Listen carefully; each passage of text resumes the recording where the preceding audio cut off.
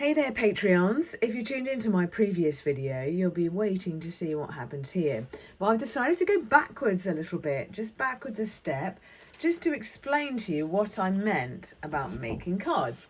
So this card here I've designed for a client to go with a gift pack that people are going to buy from her. This is the client. I've made stickers, and this is me. And I'm going to make cards. But I'm going to do them individually, but that's going to take ages, right? If I had to redraw this every time. And actually, how can I get that gold? Because my beautiful watercolour palette is fantastic. But can I just take a scan of it and print it out each time and be gold? No, is the answer. That's the quick answer. So here is how I'm engineering this.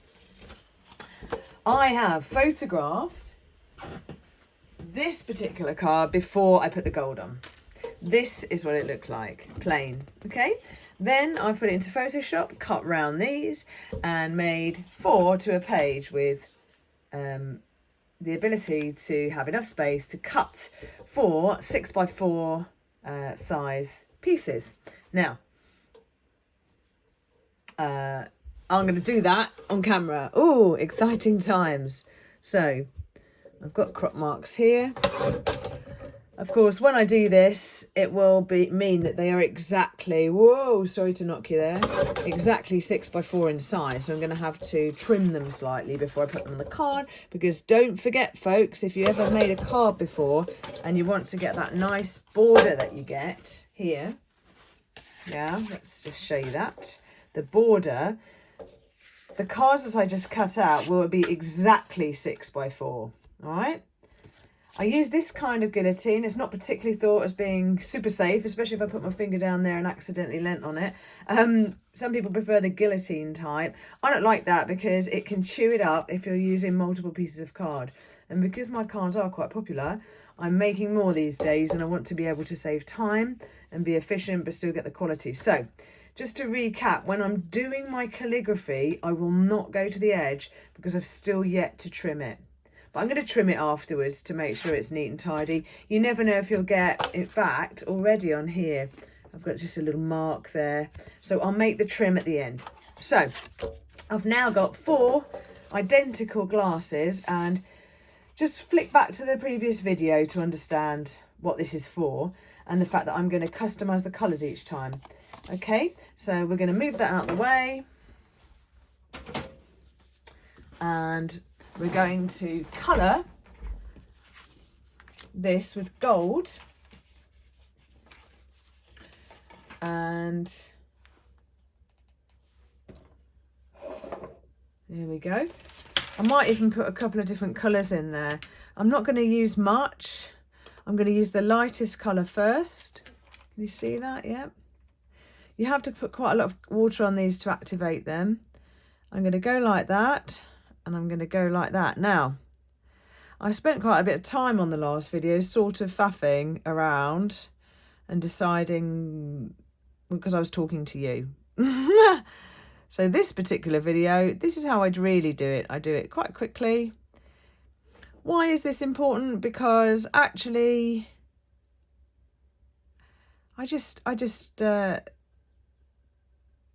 it's not just that I don't want to spend too much time on it, especially if I have about 10 to do. Yeah, because the original design's already done. I'm using different colours here. But most of all, so that there's not a waterlogged situation. When I was doing this one earlier, I was faffing around with it, fiddling around with it a little bit. And you can see the paper's a little bit raised there. I am doing this on watercolour paper and I don't want the paper to buckle. All right, so doing it quickly, using a kiss of colour instead of a wet on wet approach is perfect. Now, say for example, these people have ordered their kit to have purple colours in, yeah? Purple and let's say turquoise.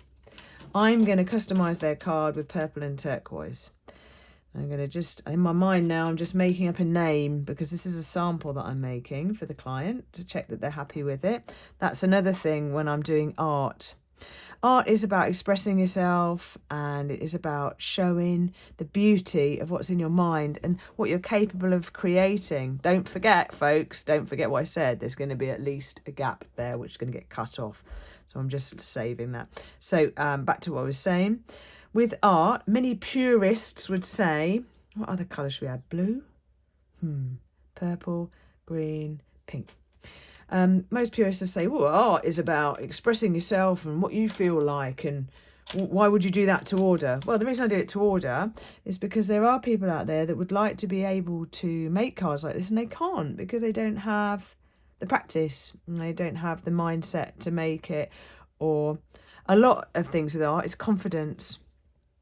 I'm not sure, even looking at this card, if I did it again, whether I'd have the confidence as a beginner to make sure that I didn't make a mistake on these fine line bits here. But funnily enough, I managed it. I think I have the mindset now that if I mess it up, I could just redo it, which is why I make my art something that doesn't take me 4 weeks to complete. I think I've learned that now, that if it took 4 weeks to complete, it's going to be more painful if I had to start again. So that's another reason why I make my art efficient in time, but also because I worked in the newspapers for years and I learned how deadlines are, and people want to just get stuff, just get it ready. Right, so we've used dots here. I'm also going to add crystals. You can hear them in the background. These gems, depending on the colour of the order, I'll add them at the end. So we'll have them nearby. I finished that now, and I've got my scrap paper on standby here. I've got my pen ready. I'm going to give it a shake, shake, shake, shake, and practice. Brilliant. Okay, so the pen's fine. You'll see, let me just lift that up for you. You'll see that it's still wet. Can you see that? Still wet. But if I don't lean on it, it's not going to cause me any problems. So I'm going to put, I'm being really daring. I'm going to put congratulations. Because I've done this a few times, I know roughly where to start. I'm going to go up and down. I'm holding the pen a bit longer than I normally do because of this here, and I don't want to smudge it. I love an R. Ooh. I've said it before, but I really think that the it's a long word, the R is really something that separates this as calligraphy from normal writing. Congratulations. I normally say it out loud when I'm writing something important because that's how we stop from making a huge mistake. I've done classes before. And by the way, you'll notice that move just at the end there. If you are at all nervous about that, just use a bit of masking tape across each corner. Don't encroach too much on it, because don't forget you can trim that off. So doesn't matter even if you take the edge off.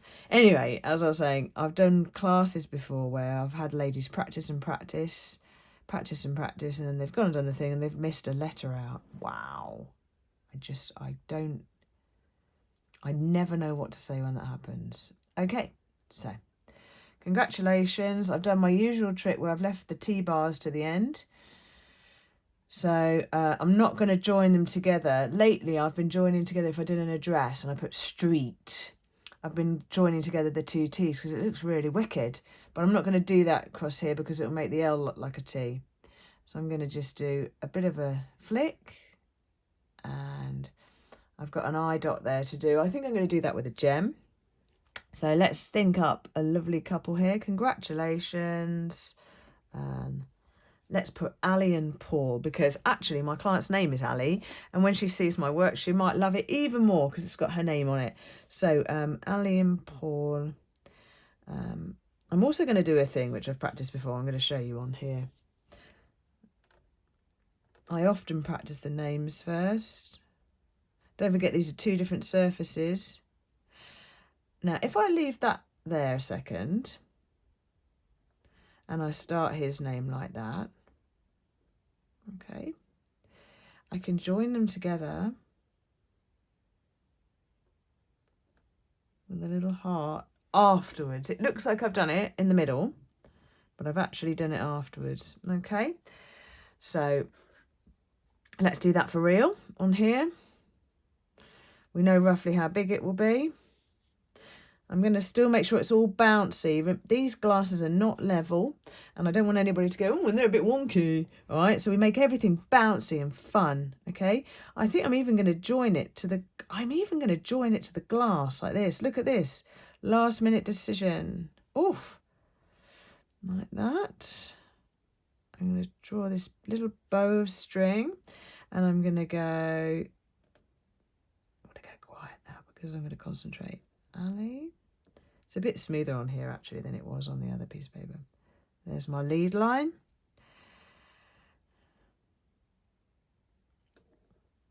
And there's my other thing. I always put the lady's name first.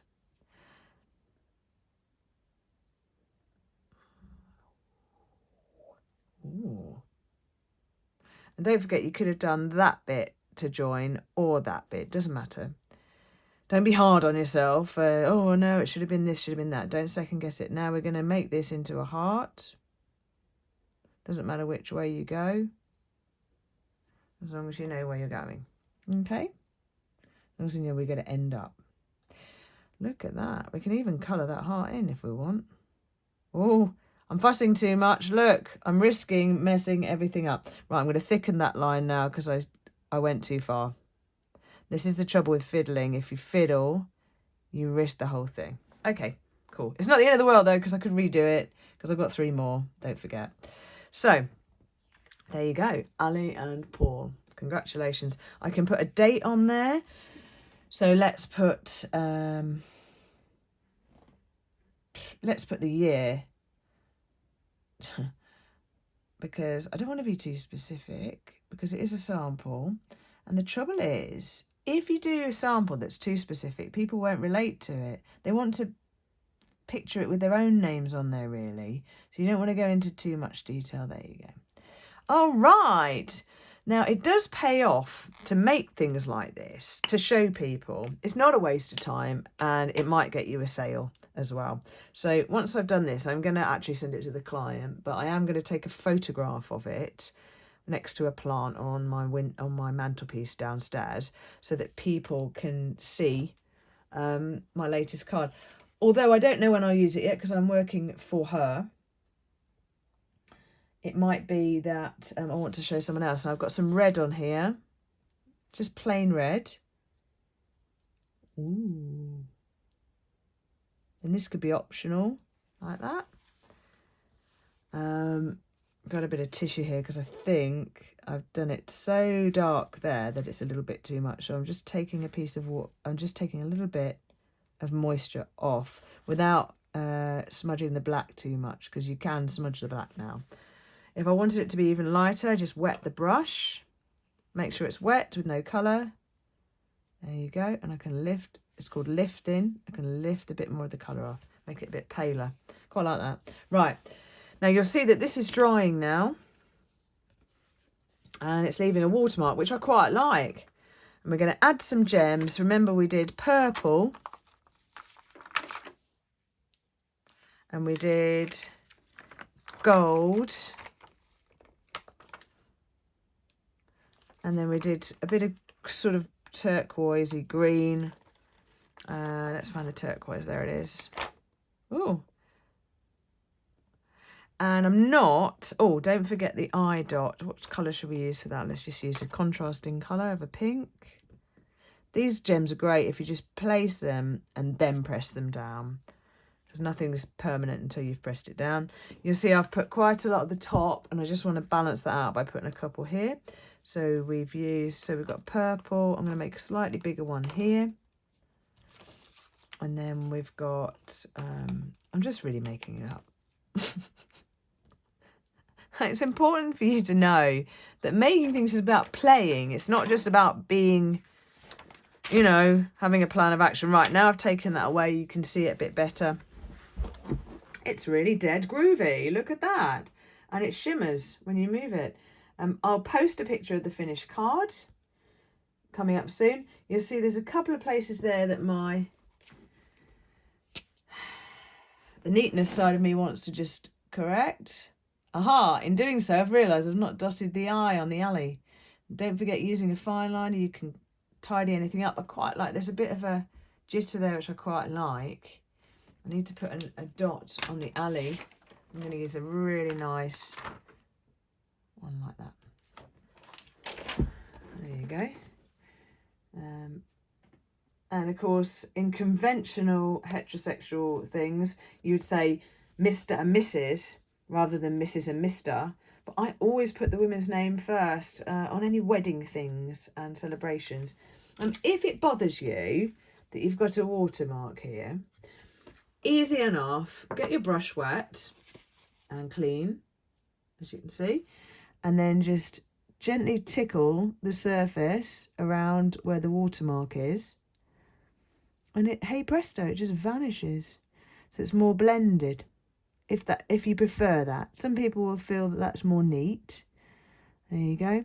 I like a mix of both because I think it gives that rustic watercolour feel, but I like the smoothness. So let's just hold that there while I do it. You can see I've sort of smoothed it in a bit now. So there's less of a tide mark. Lovely. Right, hope you love that. I'm going to put that together as a card and message me. I'll let you know whether she liked it. See you again next time.